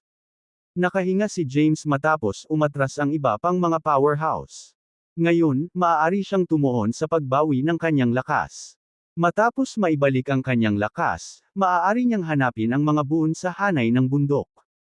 Sa kaloob-looban ng bulubundukin, mayroong isang mahiwagang lambak. Hindi mabilang na mga inscription ang naganap at nakabuo ng isang lilang liwanag. Ang lilang liwanag ay pumailan lang sa kalangitan, na nagdulot ng napakagandang tanawin. Sa isang lugar sa ilalim ng lupa sa lambak, isang itim na bik ang nakaupo na parang tao. Bagamat siya ay may katawan at binti ng bik, mayroon siyang mga bisig ng tao. Ang kanyang mukha ay katulad ng isang tao ngunit may mga katangian ng isang bik. Ang kanyang katawan ay ganap na itim, at siya ay natatakpan ng balahibo. Biglang nagmulat ng mata ang bik. Ibinuka niya ang kanyang mga labi at bamulong, halos kumpleto na ang mga primitive inscriptions. Ang bik ay dating tao sa Earth noong ika-21 siglo. Isa siyang gangster na nagsasagawa ng mga kriminal na aktibidad, kabilang ang pornografya, pagsusugal, at droga. Sa huli, nabaon siya sa maraming utang. Nagpunta siya sa ibang bansa para sa isang trabahong malaki ang sweldo, na kailangan niyang gumawa ng pandaraya. Sa kalaunan, hindi na niya nagawang magbigay ng halaga sa kanyang kumpanya, kaya pinatay nila siya at ibinenta ang kanyang mga organo. Nang magkamalay siya, napadpad siya sa isang hindi pamilyar na lugar. Isang misteryosong puwersa ang pumaligid sa kanya at dahan-daang lumikha ng katawan at kaluluwa para sa kanya. Bagamat may katawan siyang parang baboy, ang kanyang defensive powers ay nasa Holy Celestial Rank. Bukod dito, ang kanyang cultivation rank ay nasa Holy Celestial Rank din. Ang mga primitive na inscription na nabuo kasama niya ay pag-aari din niya. Habang umuunlad pa ang kanyang katawan, natutunan na niya ang ilang bagay tungkol sa mundong ito sa pamamagitan ng mga primitive na inscription. Bigla siyang napabulalas, sino ang nandoon? Bago pa siya makatayo, may dalawang bisitang hindi inanyayahan. Ang sinaunang hayop ay isang maliit na itim na bik. Gulat na gulat si James. Sinabi rin ni Zeno, nalilito, hindi ito makatuwiran. Sa teoryang ito, ang mga primeval ay mga species na hindi pa umiiral noon. Bakit ito ay isang baboy sa oras na ito? Galit na tumayo ang bik. Gayunpaman, 1 metro lang ang taas niya at hindi masyadong nagbabanta. Sa katunayan, nakakatawa ang hitsura niya habang nakatayo sa kanyang likurang mga binti. Sinabi niya nang hindi nasisiyahan, ako ay isang gawa-gawa na hayop. Ang aking uri ay tinatawag na Avenue Swine. Ito ay isang hindi pa nagagawang lahi, at ako ang primogenitor ng Avenue Swine. Ang aking lahi ay tiyak na magiging pinakamalakas sa mundo. Habang nagpapakilala, ang Avenue Swine ay may mapagmataas na ekspresyon. Gayunpaman, talagang nakakaaliw siya sa mga nanunood. Tumingin siya kina James at Zeno, agad na nakita ang kanilang cultivation rank. Tinuro niya sila at sinabing, perfect timing. Magiging subordinate ko kayong dalawa mula ngayon. Sumunod kayo sa akin para masakop ang mundo, at gagawin nating pinakadakilang lahi ang Avenue Swine. Nagkatinginan sina James at Zeno. Sumimangot si Zeno at sinabing, ang beak na ito ay nasa Holy Celestial rank. Nakakabilib na ipinanganak siya sa ganoong klaseng cultivation. Duda ako na madali siyang paamuin. Mataimtim na sagot ni James, sang-ayon ako. Paano kung hilingin natin kay Sinclair na patayin siya? Pagkatapos, kukunin natin ang kanyang mga primitive inscriptions at aalis. Tahimik na nagbulungan ang dalawa. Kabanata 5471. Gayunpaman, nang marinig iyon, tumindig ang balahibo ni Quattro. Matagal na itong nandito. Alam nitong may nakakatakot na powerhouse sa malapit. Hoy, nagbibiro ako. Seryoso, sinabi ni Quattro, mula ngayon, susundan kita at libutin ang mundo kasama mo. Ayaw mamatay ni Quattro sa sandaling ito ay muling nabuhay. Gusto nitong lisanin ang lugar na ito at ipakita ang mga kakayahan nito sa labas ng mundo. Gusto nitong gumawa ng isang bagay na mahusay. You can take the primitive inscriptions. I'll follow you. Nang marinig iyon, nasiyahan si James. Iningatan niya ang mga primitive inscriptions ng lugar na ito at tumingin kay Quattro. Sinabi niya, Black Piggy, sumama ka sa akin. Nakaramdam ng pagkabalisa si Quattro. Itinama nito si James, I'm not a Black Piggy, I'm the superior Quattro. How could you refer to me as such a lowly living being? Quattro, sumama ka sa akin. Kumaway si James kay Quattro. Pagkatapos, umalis si James sa underground world. Maya-maya, lumitaw siya sa labas. Hahaha, sa wakas na buhay na ulit ako. Natawa si Quattro nang umalis ito sa underground world. Tumawa ito ng malazwa. Mr. Sinclair. Napatingin si James sa lugar kung nasaan si Sinclair kanina. Sinabi niya, salamat sa iyong mabuting pakikitungo. Isang araw, kapag nalaman ko ang mga primitive na inscription sa labas ng Dark World, ilalabas kita rito. Wala na akong pag-asa na umalis. Isang boses ang umalingaw-ngaw sa lugar. Ever since I failed, I have never thought of live. You should go. I'm going to sleep. Sana paggising ko, marinig ko ang kapansin-pansin at maluwalhating mga nagawa mo sa Dark World. Hamina ang boses ni Sinclair bago tuluyang nawala. Nakipagpalitan ng tingin si James kay Zeno. Sinabi ni James, may mga powerhouse sa labas ng kabundukan. Kung aalis tayo sa ganitong paraan, hindi tayo makakalabas ng buhay. Kailangan natin ng plano. Ano ang dapat ikatakot? Walang pakialam, sinabi ni Quattro, wala sila. Madali ko silang mapatay. Napatingin sina James at Zeno kay Quattro. Nakasimangot na sabi ni Zeno, parang hindi maaasahan ang itim na piggy. Tumango si James at sinabing, sang-ayon ako, parang hindi ito mapagkakatiwalaan. Huwag na tayong umasa dito. Kapag umalis tayo sa bulubundukin, tayo ay kukubkuban. Habang nagsasalita sila, nawala si Quattro. Samantala, nagkaroon ng nakakatakot na pagbabago-bago ng kapangyarihan sa labas ng bulubundukin. Pagkatapos, nagsimulang yumanig ang lupa at mga bundok. Nabasag ang lupa. Nagpalitan ng tingin sina James at Zeno. Kinilabutan sila. Naglakad sila palabas ng bulubundukin. Sa labas ng bulubundukin, basag ang lupa. Maraming buhay na nilalang ang nakahandusay sa lupa, sumisigaw sa sakit. Sa kabilang banda, nakaupo si Quattro sa katawan ng isang lalaki na naka-cross legs. Pretentiously, it said, they are nothing. I can kill them easily. Kalahati.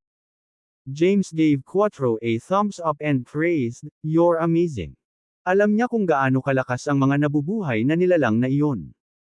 Mayroong hindi bababa sa 10 powerhouse sa Holy Celestial rank. Ang ilan sa kanila ay nasa gitnang yugto ng Holy Celestial rank. Ganun pa man, nabura agad sila ni Quattro. Masyadong makapangyarihan si Quattro. Napaawang ang bibig ni Zeno. Nakita niyang si Quattro ay sobrang nakakatakot.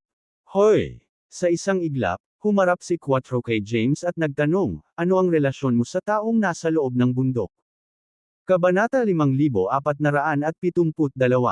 Natakot si Quattro kay Sinclair. Sa sandaling ito ay nagkamalay, ito ay napapaligiran ng mga inscription. Hindi ito makaalis. Habang lumalakas ang divine sense nito, naramdaman nito ang isang nakakatakot na nilalang malapit sa lugar ng kapanganakan nito. Natakot si Quattro na nakakatakot sa sandaling ito ay muling nabuhay. Noong nakaraan, naiintindihan nito ang mga inscription sa paligid nito nang ito ay muling nabuhay. Hindi nito binigyang pansin ang mga gawain sa labas ng mundo. Hindi nito alam ang relasyon nina James at Sinclair. Sinclair. Dolly, sinabi ni James, siya ay isang walang katulad na powerhouse na nakulong dito para sa ilang kadahilanan. Hindi siya pwedeng umalis. Ang mga mata ni Quattro ay kumikinang. Ito ay mukhang nakakatawa.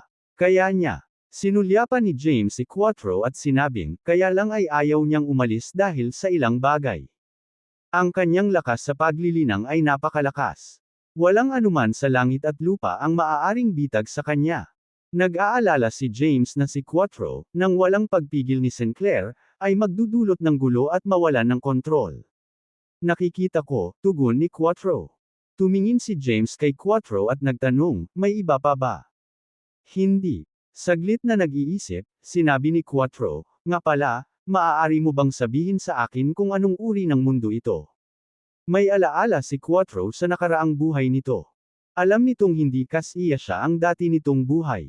Matapos magising sa buhay na ito, natutunan nito ang ilang bagay tungkol sa langit at lupa sa pamamagitan ng mga inscription sa langit at lupa. Gayunpaman, ang mga bagay na natutunan nito ay malabo. Alam lang nito ang ilang bagay tungkol sa cultivation system. Alam din nito na nasa cultivation world ito. Alam nitong makapangyarihan ang kasalukuyang kakayahan nito. Halos nasa tuktok ito ng pyramid ng mundo. Gayunpaman, hindi nito alam ang tungkol sa mga detalye. Nasa kulungan tayo, casual na sabi ni James. Isang kulungan. Napatulala kaagad si Quattro. Tama na. Tumango si James at sinabing, kahit na ang mundong ito ay malawak, ito ay isang bilangguan. Ang mga buhay na nilalang sa mundong ito ay hindi maaaring umalis. Ako ay mula sa labas ng mundo. Ako ay narito upang makahanap ng ilang mga bagay. Ikaw ay ipinanganak sa mundong ito. Theoretically, nakulong ka rin sa prison world na ito. Kahit na umabot ka sa Holy Celestial rank, maaari ka lang manatili sa prison world na ito. Hindi ka makakapunta sa outside world. Nalungkot si Quattro sa sinabi ni James. Hindi ako naniniwala sa iyo, sabi ni Quattro. Itinuro ni James ang malayo at sinabing, nandyan ang porma sayon. Bakit hindi mo subukang umalis? Hindi naniwala si Quattro kay James. Kumikislap ang katawan nito at nawala. Sa susunod na segundo, lumitaw ito bago ang pagbuo ng prison world na ito. Sa sandaling lumitaw ito, naramdaman nito ang pagkakaroon ng pagbuo. Ginamit nito ang buong lakas para salakayin ang porma sayon. Kahit malakas ito, hindi natinag ang porma sayon. Ang kapangyarihan nito ay tumama sa porma sayon, ngunit mga ripples lamang ang nabuo. Hindi man lang natinag ang superformation. Nagpatuloy ito sa pag-atake sa porma sayon, ngunit wala itong silbi. Sa dismaya ay napunta ito kay James. Pagtingin sa huli, nagtanong ito, pwede ka bang umalis? Oo naman. Seryoso, sinabi ni James, mayroon akong isang kayamanan na nagpapahintulot sa akin na umalis. Isama mo ako, pakiusap ni Quattro. Umiling si James at sinabing, ang porma sayon na ito ay itinayo ng hindi mabilang na mga powerhouse. Ang bilang ng mga taong umaalis ay dapat nakatumbas ng bilang ng mga taong pumasok. Walang sino man ang makapaglalabas ng mga buhay na nilalang sa lugar na ito. Kahit hindi iyon magagawa ng kayamanan na mayroon ako. Umupo si Quattro sa lupa. This is bad. I planned to show off my skills and do great things. I didn't expect to be a prisoner the moment I was born. Nalungkot si Quattro. Tiningnan ito ni James at sinabing, you don't need to be sad. This prison world is quite big. Marami ring buhay na nilalang. You can live a good life in here. Anong alam mo? Sinabi ni Quattro, hindi ito ang gusto ko. Ayokong manatili sa maliit na mundong ito. Gusto kong maglakbay sa malawak na mundo sa labas. Kabanata 5473. Balang araw, baka makaalis ka na, sabi ni James. Talaga? Mukhang natuwa si Quattro. Oo. Kailan? Pagkatapos kong maunawaan ang mga primitive na inscription ng lahat ng lahi mula sa madilim na mundo, maaari kong buksan ang porma sayon. Pagkatapos, maaari kang umalis. Nang marinig yun ni Quattro, nakakatayo lang, napaupo ito sa lupa na parang walang lakas. Sige.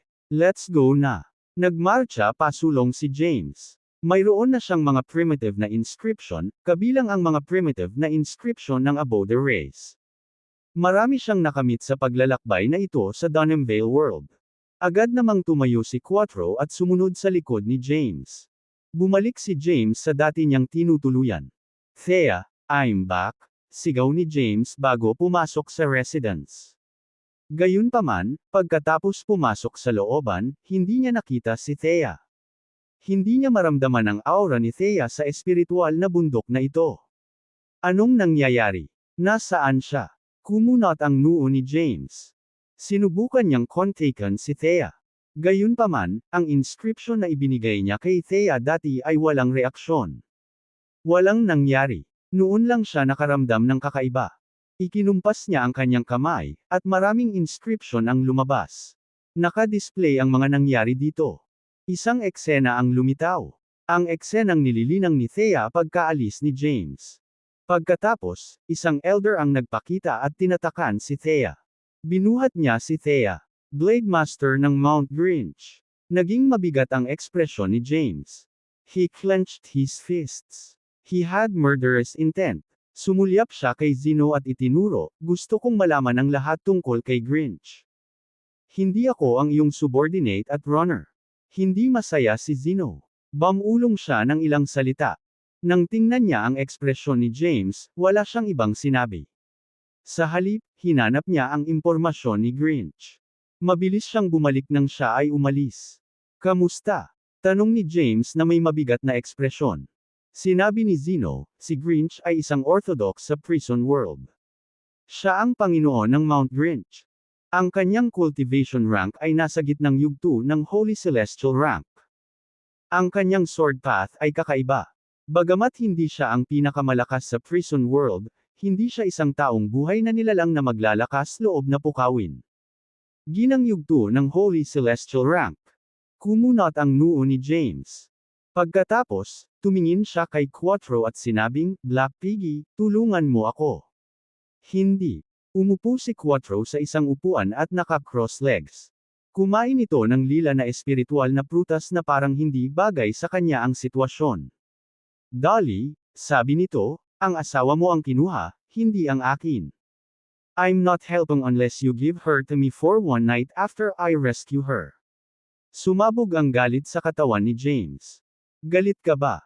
Walang pakialam, sinabi ni Quattro, walang silbi ang magalit. Hindi mo ako matatalo. Huminga ng malalim si James. Pilit niyang pinigilan ang kanyang galit at sinabing, maraming magagandang babae sa mundong ito.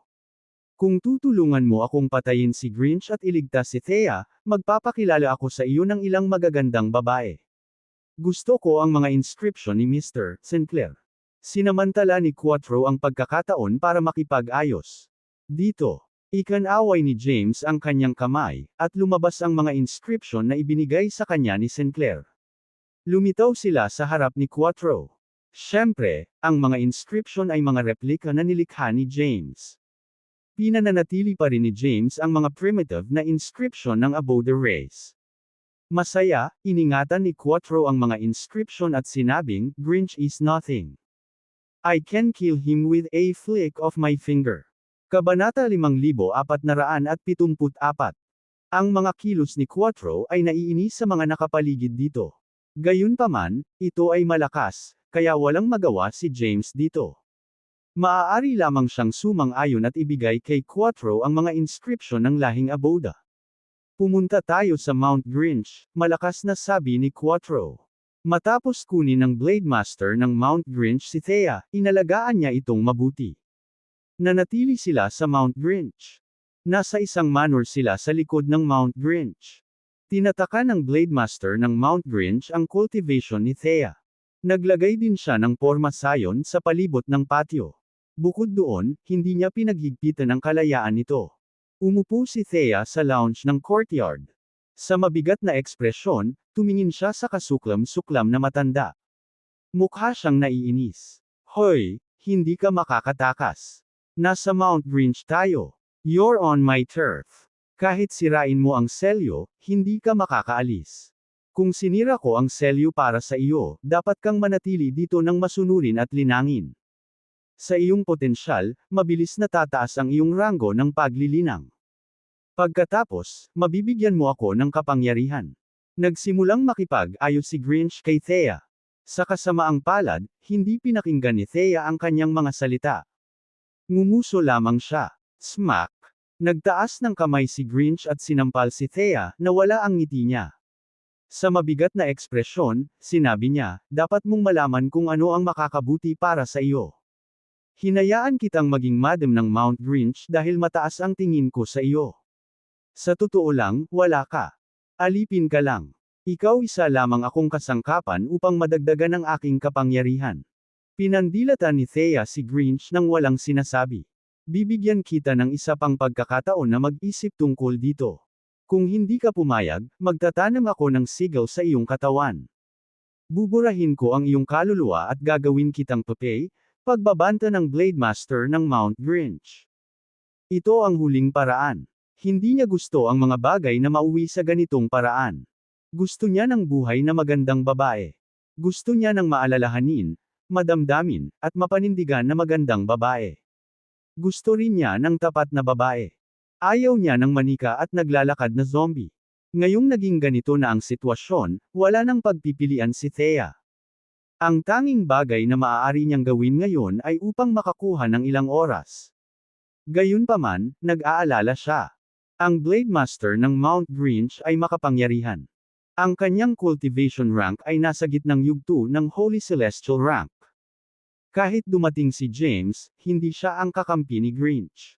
Siya ay nag-aalala na si James ay mamatay kapag siya ay dumating upang iligtas siya. Sige. Pumayag ako sa deal mo. Nang hihinayang, sinabi ni Thea, gayunpaman, bago tumaas ang ranggo ng aking cultivation, hindi mo ako mahawakan. Kung dumating ang aking asawa at iligtas ako, hindi mo siya maaaring patayin. Mas katulad niyan. Ngumiti muli ang Blade Master ng Mount Grinch. Sabi niya, huwag kang mag-alala. Kung pupunta siya sa Mount Grinch, hindi ko siya papatayin. I-recruit ko pa siya bilang inner disciple. Ituturo ko sa kanya ang pinakamataas na sword paths. Kailangan mo lang akong bigyan ng regular na kapangyarihan. Kung paglingkuran mo ako ng tapat, maaari kitang payagan na bisitahin siya. Sa mata ng Blade Master ng Mount Grinch, umiral si Thea para bigyan siya ng kapangyarihan. Sa kanyang cultivation rank, maaari niyang makuha ang sinumang babae. Ang Mount Grinch ay may hindi mabilang na mga babaeng disipulo. Ang mga alagad na ito ay pawang kanyang mga babae. Napakaraming babaeng disipulo kaya nawalan siya ng bilang. Ni hindi niya matindaan ang kanilang mga pangalan. Sinira ng Blade Master ng Mount Grinch ang selyo ni Thea. Nakangiting sinabi niya, may time formation dito. Manatili ka rito at mag-cultivate. Dapat mong maabot ang Martial Celestial rank sa lalong madaling panahon. Sa ganoong paraan, matutulungan mo ako. Masyadong mababa pa rin ang cultivation rank ni Thea. Ang Blade Master ng Mount Grinch ay hindi nag-abalang i-absorb ang kanyang kapangyarihan. Pagkasabi nun ay tumalikod na si Grinch at umalis. Samantala, nakipag-usap si Thea kay James sa pamamagitan ng paggamit ng inscription na iniwan ni James. Binalaan niya si James na huwag lumapit at iligtas siya. Kung hindi, mawawalan siya ng buhay. Masyadong malakas ang Blade Master ng Mount Grinch. Hindi inakala ni Thea na maaagaw siya ni James mula sa Mount Grinch sa kanyang kasalukuyang cultivation rank. Si James ay papunta sa Mount Grinch. Matapos marinig ang sinabi ni Thea, nakahinga siya ng maluwag. Tinanong niya, Darling, are you okay? Ayos lang ako. Huwag kang mag-alala. Paprotektahan ko ang sarili ko. Dapat mong gawin ang kailangan mong gawin. Hindi kita ipagkakanulo. Sa buhay na ito, sa iyo lang ako. Walang lalaking hahawak sa akin. Huwag kang mag-alala. Ililigtas kita. Papatayin ko si Grinch. Ang boses ni James ay puno ng pagpatay na layunin. Ang sinumang humipo sa kaliskis ng dragon ay mamamatay. Ang sukat ni James ay si Thea. Kahit na hindi si James ang kapareha ni Grinch, kasama niya ang nakakatakot na Quattro. Pinigilan ni James ang galit sa kanya at hinimok, "Bilisan mo." Sa kabilang banda, si Quattro ay sumulong sa isang nakaka-relax na paraan. "Dolly," sabi nito, "bakit ka ba nagmamadali? Ang iyong asawa ay matagal nang nasa Blade Master ng Mount Grinch. Hindi na siya puro, magmadali man tayo, walang kwenta. Niloko ka na. Itim na pigi, huwag itulak ito." Madilim ang ekspresyon ni James. "Ano ang maaari mong gawin sa akin?" Napatingin si Quattro kay James. Sa isang mapang-uyam na ekspresyon, sinabi nito, "Nasa Great Celestial Rank ka lang. Ano ang maaari mong gawin sa akin? Huwag mo akong guluhin. Kung magagalit ka sa akin, hindi kita tutulungan." "Ang galing mo." Nag-thumbs up si James kay Quattro at sinabing, "Bagaman wala akong magagawa sa iyo ngayon, matatalo kita balang araw." "Naniniwala ka bang matatalo kita ngayon?" Casual na sabi ni Quattro. "Bakit hindi mo subukan?" Sinama ng tingin ni James si Quattro. "Kalimutan mo na." Matapos mag-isip ng ilang sandali, hindi kumibo si Quattro. Sa halip, sinabi nito, "Huwag mong isipin na hindi kita kayang saktan dahil lang sa malakas ang iyong pisikal na katawan. Kapag nasira ang iyong pisikal na katawan, madali kitang masasaktan. Kahit na ako ay nasa unang yugto pa lamang ng Holy Celestial Rank, ang aking kapangyarihan ay lampas sa iyong imahinasyon." "Sige. Tumigil ka na sa pagsasalita." Sabi ni Zeno, "Ang priority natin ngayon ay iligtas si Thea. Gayunpaman, gusto ko ang ugali ng itim na pigi." "Ako si Quattro," pagwawasto ni Quattro. "Kapag narinig kong tinawag mo ulit akong itim na pigi, aalis na ako. Tumigil ka na sa pagsasalita. Bilisan mo. Kapag naayos na ang usaping ito, makakatanggap ka ng mga benepisyo." Naiinip si James. Gayunpaman, wala siyang magawa kay Quattro. Buntong hininga. "Gusto kong manigarilyo ngayon. Nami-miss ko ang bango ng sigarilyo," tamad na sabi ni Quattro. Nang marinig iyon ni James ay napaawang ang kanyang bibig. Ipinanganak si Quattro sa prison world. Ang mga sigarilyo ay mula sa Earth. Sila ay espesyalidad ng Earth. Ngayon, halos wala na sila. Kaya, paano nalaman ni Quattro ang tungkol sa kanila? Tumingin si James kay Quattro at nagtanong, "Alam mo ba ang tungkol sa sigarilyo? Alam mo rin ba ang tungkol sa kanila?" Napatingin si Quattro kay James. "Taga-Earth ka ba?" Sabay-sabay, natuwa si Quattro. Tumalon ito. Pagpapanatiling kapantay ni James, hinailan nito ang kamay ng huli. Tuwang-tuwang sabi nito, "We're from the same place. Tutulungan kita this time. Hindi ba ikaw ang founder ng Quattro? Ano ang kaugnayan mo sa Earth?" Hindi maiwasang magtanong ni Zeno. "Ibalik mo ako sa Earth." Tuwang-tuwang sabi ni Quattro, "Gusto kong bumalik at magpakitang gilas sa mga taong minamaliit ako noon. Matatalo ko silang lahat. Lalo na yung school bell." Siya ay nagpapanggap na malinis, ngunit sa katotohanan, siya ay isang kalapitang mababa ang lipad. Noong nakipagrelasyon siya sa isang mayaman, minamaliit niya ang aking kapanganakan. Nagalit din siya sa akin sa publiko at pinahiya niya ako. Pagbalik ko, pipilitin ko siya. Habang nagsasalita si Quattro, mas nasasabik ito. Napatingin si James kay Quattro ng kakaiba. "Talaga bang taga-Earth ka?" Nalilito, sinabi ni James, "Isinilang ka sa prison world. Ikaw ang nagtatag ng isang lahi. Ang lahi ay hindi kailanman lumitaw sa libo-libong mundo. Ano ang kaugnayan mo sa Earth?" "Hindi ko rin alam." Sagot ni Quattro, "Ako ay isang tagalupa. Pinagnanasaan ko ang trabahong may mataas na sweldo at naloko akong pumunta sa ibang bansa. Kinailangan kong manloko ng mga tao. Noong wala na akong halaga, nabili na ang mga organ ko. Naiwan akong patay sa lansangan." "Anong taon ka ipinanganak?" tanong ni James. "Ipinanganak ako noong dekada 90. Malungkot na sinabi ni Quattro, nabuhay ako ng isang malungkot na buhay sa aking nakaraang buhay. Pagkatapos kong mamatay at magising, ang aking kamalayan ay napapaligiran ng mga inscription. Dahan-dahan kong naramdaman ang mundo at nagsimula ang aking paglalakbay sa landas ng paglilinang. Kasing edad mo lang ako. Saang bansa ka galing? Tanong ni James. Galing ako sa Seoul. Aling lungsod? Kensington. Papalapit na. Napatingin si Zeno sa dalawa at nagtanong. Pwede ba kayong magkaklase? Narinig mo na ba ang tungkol sa Dragon General ng Seoul? Napatingin si James kay Quattro sa harap niya. Dragon General, ang henyong doktor ni Seoul. Ang manugang na nagpakasal sa mga kalahan at nagpawi ng kaguluhan sa hangganan pagkatapos ng diborsyo. Natigilan si Quattro na tumingin kay James. Ako iyon. Tumango si James. Haha. Hindi napigilan ni Quattro ang tumawa ng malakas.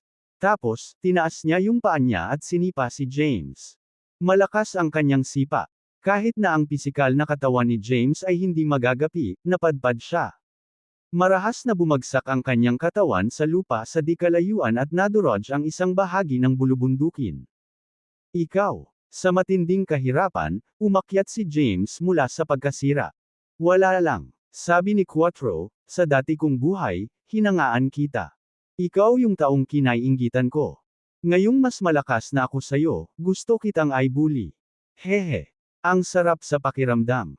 Namutla ang mukha ni James. Bagamat siya ay nasa matinding kahirapan, ang kanyang katawan ay hindi nasaktan. Dahil sa iisang lugar tayo, ililigtas ko ang asawa mo. Nung pinakita mo yung scene kanina, I felt she looked familiar. Sa kasamaang palad, nakasuot siya ng tradisyonal na kasuotan. So, hindi ko siya nakilala. Hindi rin ako naglakas loob na kilalanin siya. Patuloy ni Quattro, noon, kilala si Thea bilang pinakapangit na babae sa Kensington. Pagkatapos mong trituhin siya, siya ay naging isang magandang babae. Natawa pa ako sa picture niya. Thirst. Napakaganda ng katawan niya. Walang filter si Quattro. Umiwas ng tingin si James. Napapanahon, sinabi ni Zeno, Piggy, hindi mo dapat sinabi iyon. Wala kang dapat gawin o sabihin tungkol sa asawa ng iyong kaibigan. Sa mundong ito ng paglilinang, libo-libong eroplano, at ang malawak na madilim na mundo ay hindi mabilang na mga lahi at buhay na nilalang. Maraming magagandang babae. Alam ko. Nagreminisce lang ako. Wala akong gagawin sa asawa ng kaibigan ko, walang ingat na sabi ni Quattro. Sa kabilang banda, nanatiling tahimik si James. Tara na, sabi ni Quattro. Mabilis silang sumulong. Nawala ang kanilang mga katawan sa lugar na ito. Nang muli silang nagpakita, nasa labas na sila ng Mount Grinch. Sa unahan nila ay isang espiritual na bundok. Ang espiritual na bundok ay may makapangyarihang proteksyon na porma sayon. Kahit na ang espiritual na bundok at ang tatlo ay pinaghiwalay ng porma sayon, naramdaman nila ang isang makapangyarihang sword intent. Dragon King, paano natin siya ililigtas? Sumulyap si Quattro kay James at sinabing, papatayin ba natin silang lahat? Hindi na kailangang magmadali. Kinaweyan ni James ang kanyang kamay at malakas na sinabi, ako si James. Dumating ako upang bisitahin ang Mount Grinch. Umalangaw-ngaw ang boses ni James sa buong lugar. Kasunod ng boses ni James, bumukas ang pagkakabuo ng espiritual na bundok. Isang abang matanda ang lumitaw. Nakatayo siya sa kawalan habang nasa likod ang mga kamay. Tiningnan niya ang binata, ang monghe, at ang itim na pigi. Anong ginagawa mo dito sa Mount Grinch? Tanong ng Blade Master ng Mount Grinch. Inagaw mo ang asawa ko, pero tinatanong mo kung ano ang ginagawa ko dito. Mabigat ang ekspresyon ni James habang sinasabing, I'll give you a chance. Hayaan mo na ang asawa ko. Kung hindi, magkakaroon ng bloodbath sa Mount Grinch. Nang marinig iyon, napagtanto ni Grinch na si James ang asawa ni Thea. Sinulyapan niya si James at naramdaman niya ang cultivation rank ng huli. Nang hihinayang, sinabi niya, nasa Great Celestial rank ka lang. Ano sa tingin mo kaya mo akong ipaglaban? Kalimutan mo na. Hindi ko gagawing mahirap para sa iyo. Nangako ako sa kanya na i-recruit ka bilang inner disciple kung darating ka. Bilasan mo at kilalanin mo ako bilang iyong guro. Huwag kang mag-alala. Maraming magagandang babae sa Mount Grinch. Pagkatapos mo akong kilalanin bilang iyong guro, maaari kang pumili sa sinumang babaeng disipulo sa Mount Grinch. Masyado kang nagsasalita. Sa sandaling iyon, lumitaw ang isang sword light. Ang sword light ay kakaiba. Lumabas ito nang wala sa oras at pumasok sa katawan ni Grinch. Agad na nabasag ang bewang niya. Sa isang iglap, nasugatan ang Blade Master ng Mount Grinch. Nakaramdam siya ng takot. Itinuro si Quattro na nakatayo sa kawalan, nauutol niyang sabi, "Iyu. Tumahimik ka." Ngumuso si Quattro at sinabing, "How dare you take away my friend's wife? Naghahanap ka ng kamatayan. Kunin mo ito." Sumabog ang galit mula kay Quattro. Agad na lumaki ang laki ng katawan nito. Naging kasing laki ito ng bundok. Nagningning ang balahibo sa katawan nito. Pagkatapos, ilang nakakatakot na aura ang lumabas mula sa balahibo nito. Ang mga aura ay hiniwa sa kalangitan na parang mga espada. Nang maramdaman ang mapanganib na aura, gustong tumakas ng Blade Master ng Mount Grinch. Sa kasamaang palad, ang lugar ay nakalock. Bago siya makapag-react, hindi mabilang na mga espada ang nabuo mula sa mga enerhiya mula sa balahibo ni Quattro na pumuno sa kalangitan. Ang mga espadang ito ay dumiretso kay Grinch at inatake siya. Nilabanan ng Blade Master ng Mount Grinch ang mga espada. Isang mahabang espada ang lumitaw sa kanyang kamay. Sinimulan niyang gamitin ang kanyang sword path para labanan ang mga pag-atake. Kahit na malakas ang kanyang sword path energy, hindi niya napigilan ang mga pag-atake ni Quattro. Sabay-sabay naputol ang kanyang sword path. Tinusok ng libo-libong espada si Grinch. Ang kanyang katawan ay natatakpan ng mga sugat, at ang kanyang kaluluwa ay nilipol. Nang makita nina James at Zeno ang eksenang ito, napatulala sila. Mas nakakatakot pa ito kaysa kay Yui, ang pambihirang kababalaghan ng Yeftero race, sabi ni James na nakakunot ang noo. Nagulat si James sa mga atake ni Quattro. Ang cultivation rank ni Quattro ay nasa paunang yugto lamang ng Holy Celestial rank, ngunit ang kapangyarihang ipinalabas nito ay nakakatakot. Mas nakakatakot ito kaysa kay Yui ng Yeftero race. Kinailangan ni Yui na gamitin ang Forbidden Tetralas Art upang labanan si Yered, na nasa tuktok ng huling yugto ng Holy Celestial Stage. Sa opinyon ni James, maaaring kunin ni Quattro si Yered. Wala siya. Kaya ko siyang pigilan sa pamamagitan ng pagtataas ng kamay ko. Lumiit ang katawan ni Quattro. Nakatayo sa kawalan, ang katawan nito ay tila hindi magagapit. Nag-thumbs up si Zeno kay Quattro at sinabing, "Itim na pigi, napakalakas mo. Nasa unang yugto ka pa lamang ng Holy Celestial rank, ngunit mas malakas ka kaysa sa akin sa rurok ng aking nakaraang buhay. Maaari mo akong pigilan kahit nabawiin ko ang aking pinakamataas na lakas." Sa nakaraang buhay ni Zeno, siya ay nasa huling yugto ng Holy Celestial rank. Gayunpaman, naniwala siya na hindi pa rin siya ang makakapareha ni Quattro. Humarap si Quattro kay James. Habang nasa likod ang mga kamay nito, sinabi nito, "Dragon King, paano ako?" "Malakas ka," sabi ni James mula sa kaibuturan ng kanyang puso. "Dahil pinuri ako ng Dragon King, sulit ito. Tandaan, may utang ka sa akin. Wala akong pakialam kung paano mo ito gagawin, ngunit kailangan mo akong ilabas dito. Ayokong manatili sa prison world. Gusto kong pumunta sa libo-libong eroplano at sa dark world na binanggit mo. Gusto kong bumalik sa Earth. Hindi kita maialis dito." Walang magawa si James. Pagkatapos, sinabi niya, "Tulungan mo muna akong sirain ang sword formation dito." Nagkaroon ng mountain formation dito. Sa pag-unawa ni James, maaari niyang masira ang porma sayon ng maaga o huli. Gayunpaman, ito ay masyadong mahirap. Mas madali kung sinira ito ni Quattro. Break. Itinaas ni Quattro ang mga kamay nito, at isang enerhiya ang lumitaw. Inatake ng enerhiya ang porma sayon. Agad na nabasag ang mountain formation ng Mount Grinch. Napatay si Grinch, nabasag ang mountain formation.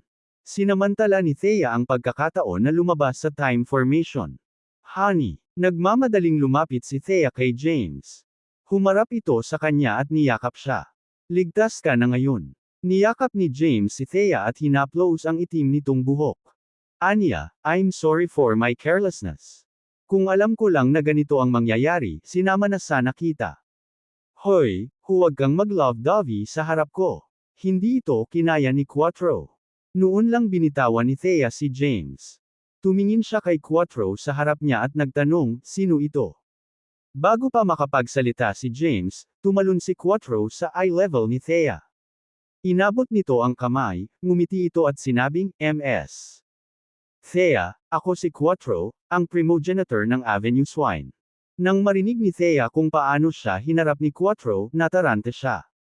Paliwanag ni James, it's from Kensington of Earth. Nabuhay ito sa parehong panahon noong ako ay Dragon General ng Sol. Dahil sa hindi malamang dahilan, lumitaw ang kaluluwa nito sa prison world. Lumitaw ito sa isang grupo ng mga misteryosong enerhiya. Lumaki ito sa grupo ng mga enerhiya sa loob ng libo-libong taon bago naging ganito kalakas. Nakikita ko. Magnanimously, inabot ni Thea ang kamay niya at nakipagkamay kay Quattro. Binati niya, nice to meet you, Quattro. Matapos mahawakan ng bahagya ang kamay ni Quattro, binawi niya ang kamay niya. Sa kabilang banda, gamulong si Quattro sa lupa. Ahaha! Nakipagkamay sa akin ang Diyos ako. Ang kaligayahan ay dumarating ng hindi inaasahan. Hindi ako nananaginip. Hindi ito panaginip. Naging makapangyarihan talaga ako. Nagpalitan ng tingin sina James at Zeno. Pareho silang nakasimangot. Samantala, naguguluhan si Thea. Pagkaraan ng ilang sandali ay gamulong-gulong sa lupa, bumangon si Quattro. Nababalot ng alikabok ang balahibo nito. Niyugyug nito ang katawan, at natanggal ang alikabok sa balahibo nito. Kamusta ang biyahe? Tanong ni Thea. Hindi masama. Malaki ang nakuha namin. Tumango si James at sinabi kay Thea ang lahat ng nangyari sa biyahe nila sa Dunhamvale World. Matapos marinig ang tungkol sa sitwasyon, nalaman ni Thea na si Quattro ay isang sinaunang hayop ng Dunhamvale World. Maaari nitong patayin ang Blade Master ng Mount Grinch sa isang galaw. Ganyan kitikot si Quattro. Ang kakayahan nito ay tiyak na isa sa pinakamalakas sa Dark World. Sa kasamaang palad, ipinanganak ito sa Prison World. It was destined to be not able to leave. Kung hindi, malaking tulong ito kay James. Saan tayo susunod na pupunta? Tanong ni Zeno. Sumagot si James, hahanapin namin ang Met-Alum, Silva, at Telas races. Kukunin natin ang kanilang mga inscription sa lalong madaling panahon at aalis tayo sa prison world. Hindi. Kaagad, sinabi ni Quattro, hindi ka maaaring umalis. Kung gusto mong umalis, kailangan mo akong isama. Ayokong manatili sa prison world. Bagamat napakalaki ng mundong ito, nalulungkot ako dahil alam kong isa itong kulungan. Ako si Quattro. Paano ako mananatili sa prison world? Pakiramdam ni James ay walang magawa habang sinasabi niya, hindi kita madadala sa akin maliban kung naiintindihan ko ang mga inscription ng lahat ng lahi ng madilim na mundo. Wala akong pakialam. Kung hindi ako makaalis, hindi rin kayo makakaalis. Si Quattro ay nagsimulang kumilos ng walang kahihiyan. Hindi nag-abala si James kay Quattro. Kailangan niyang mahanap ang tatlong lahi sa lalong madaling panahon at makuha ang kanilang mga primitive na inscription. Ikaw, pumunta ka dito. Itinuro ni Zeno ang isang alagad ng Mount Grinch na nanginginig sa takot sa di-kalayuan. Nang makita ng alagad si Zeno na nakaturo sa kanya, nanghina siya sa pagkakaluhod. Hindi mo ba narinig ang sinabi niya? He asked you to come over here, sigaw ni Quattro.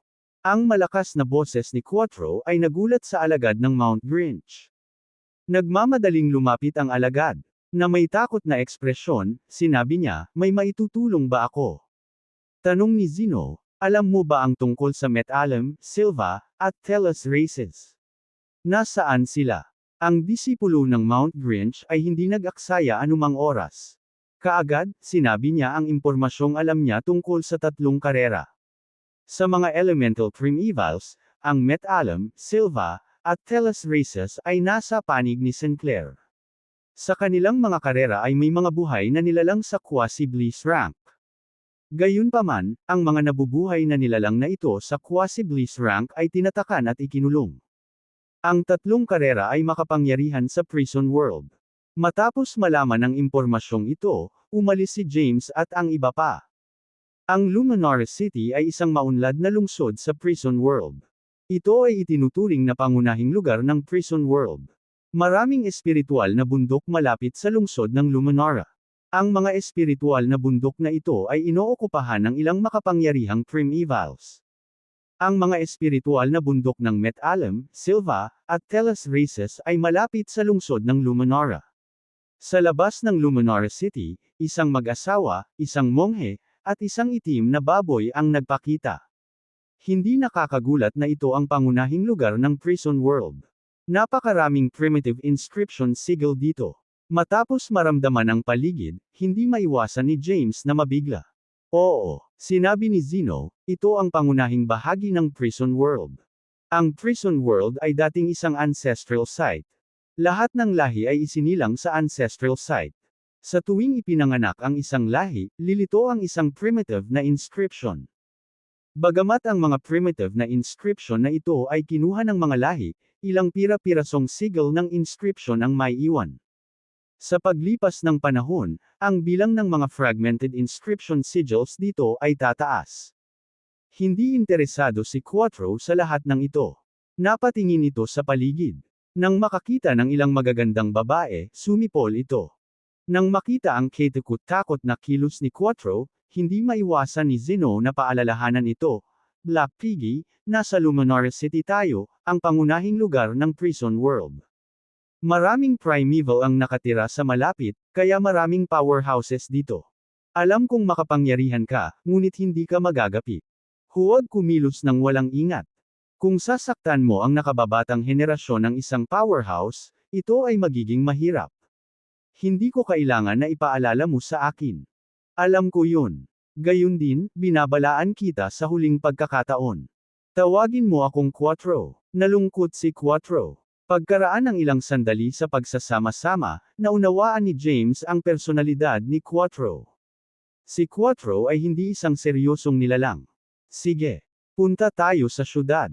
Nagmarcha pasulong si James at tinungo ang Luminara City. Mayroon akong pinakabagong balita. Pagpasok nila sa lungsod, nakita nila ang isang matanda na nakaupo sa lupa sa likod ng isang stall. Mayroong lahat ng uri ng mga bagay na inilagay sa stall. Ang ilan ay naglabas ng kakaibang mga ilaw, habang ang iba ay naglabas ng mahiwagang enerhiya. Nakahanap ako ng paraan para makaalis. May away. Maraming mga powerhouse ang nagsimulang lumaban. Umupo ang matanda sa lupa at sumisigaw paminsan-minsan. Ang kanyang mga salita ay nakakuha ng atensyon ni Quattro. Kaagad, humarap si Quattro sa matanda at hinayla siya pataas mula sa lupa. Nagtanong ito, ano ang sinabi mo? May paraan ka ba para umalis? Umalis saan? Umalis sa Prison World. Nang makitang baboy ang humila sa kanya, nagalit ang matanda. Naglabas siya ng malakas na aura. Gayunpaman, ang kanyang aura ay pinigilan ni Quattro. Noon lang nalaman ng matanda na ang baboy ay isang powerhouse. Sir, ibaba mo na ako. Sasabihin ko sa iyo ang tungkol dito, nakangiting sabi ng matanda. Kahit hila-hila ni Quattro ang matanda ay ngumiti pa rin ito. Nang ibaba ni Quattro ang matanda, inilagay nito ang mga kamay sa baywang at tumingin sa huli. Nagtanong ito, sinasabi mo bang marunong kang umalis sa Prison World? Hinawakan ng matanda ang kanyang balbas at sinabing, oo. Sabihin mo sa akin. Tuwang-tuwang nagtanong si Quattro, paano ako makakaalis? Kaagad, sinabi ng matanda, bigyan mo ako ng 300 primitive na inscription, at sasabihin ko sa iyo. Ang mga primitive na inscription ng anumang lahi ay maayos. Naghahanap ka ng kamatayan. Sabay-sabay, napuno ng galit si Quattro. Tumalon ito at sinabunutan ang buhok ng matanda. Pagkatapos, naikuyom nito ang kamao at binugbog ang matanda. Gustong lumaban ng matanda, ngunit hindi niya magawa. Alam ni Quattro kung paano kontrolin ang kapangyarihan nito. Hindi nito hinayaang lumabas ang anumang kapangyarihan. Ang kapangyarihan ay direktang umatake sa ulo ng matanda. Namamaga ang mukha ng matanda, at tumulo ang dugo mula sa kanyang ulo. Gusto mo pa rin ba ang mga primitive na inscription? Inihagis ni Quattro ang matanda sa lupa at nagtanong. Hindi ko na sila gusto. Natakot ang matanda nang sabihin niya, sasabihin ko sa iyo. Interesado rin dito si James at ang iba pa. Hindi ba ito isang katotohanan na ang mga buhay na nilalang ng prison world ay hindi maaaring umalis? Paanong biglang nagkaroon ng paraan para umalis? Tigilan mo na ang pag-aaksaya ng oras ko. Bilasan mo at sabihin mo sa akin. Naiinip si Quattro. Sinabi ng matanda, si Serafil ang gumawa ng paraan para umalis. Si Serafil ay nabuklod, ngunit gusto niyang laging tulungan ang kanyang nakababatang henerasyon na umalis. Ginugol niya ito ng maraming taon.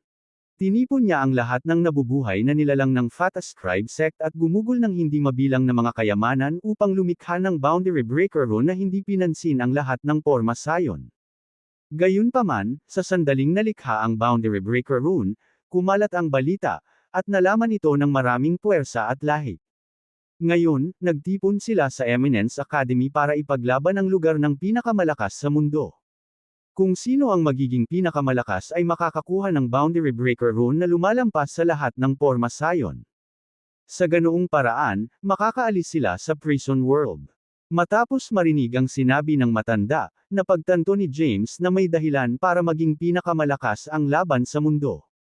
Ito ay para sa Boundary Breaker Rune na maaaring lampasan ang lahat ng porma sayon. Punta tayo sa Eminence Academy. Matapos malaman na may paraan para umalis, natuwa si Quattro. Pumunta ito kay James at sa iba pa at sinabing, isantabi natin ang paghahanap ng mga inscription ng Met-Alem, Silva, at Telas races. Tara na at tingnan natin ang Eminence Academy. Gusto kong ipaglaban ang pinakamalakas sa mundo. Gusto kong umalis sa prison world. Sinulyapan ni Zeno si Quattro at sinabing, hindi kita minamaliit, ngunit kahit na malakas ka, hindi ka sapat para maging pinakamalakas sa prison world. Hindi mabilang na mga karera ang nakulong sa prison world. Kahit na ang 5 mahusay na commander at ang iba pang mga powerhouse sa Quasi-Bliss rank ay seliado at nakulong, mayroon pa ring mga tunay na powerhouse sa mga karera. Ang mga powerhouse na ito ay nililinang sa prison world sa mahabang panahon. Tiyak na makapasok sila sa Quasi-Bliss rank. Bukod dito, napakaraming lahi ang nakakulong sa prison world. Napakaraming nabubuhay na nilalang. Kailangang mayroong mga kababalaghan sa mga nabubuhay na nilalang na ito. Ang mga kahanga-hangang ito ay laking nakakatakot. Sabi rin ni James, tama si Zeno. Kahit na malakas ka, hindi ka sapat para maging pinakamalakas sa prison world. Kahit na ang mga powerhouse sa Quasi-Bliss rank ay nakakulong at seliado, hindi ka pa rin ang pinakamalakas. Gayunpaman, maaari tayong pumunta sa Eminence Academy. Excited si James. Kung mayroong isang Boundary Breaker Rune na maaaring lampasan ang lahat ng mga porma sayon at tulungan ng isang buhay na nilalang na umalis, gusto niyang tingnan ito ng personal. Makikipagkaibigan siya sa may buhay na iyon. Sa ganoong paraan, pagkatapos nilang umalis, maaaring makipag-alyansa si James sa kanila at makitungo sa Yeftero race, ang pinuno ng Ancient Four. Sa kabilang banda, casual na sinabi ni Quattro, malalaman lang natin kung maging pinakamalakas sa mundo pagkatapos kong lumaban. Tiwala ito sa kakayahan nito. Sa palagay nito, hanggat wala sa Quasi-Bliss rank ang mga kalaban nito, may pagkakataon nito. Hindi ako magagapi laban sa lahat ng nabubuhay na nilalang sa ibaba ng Quasi-Bliss rank.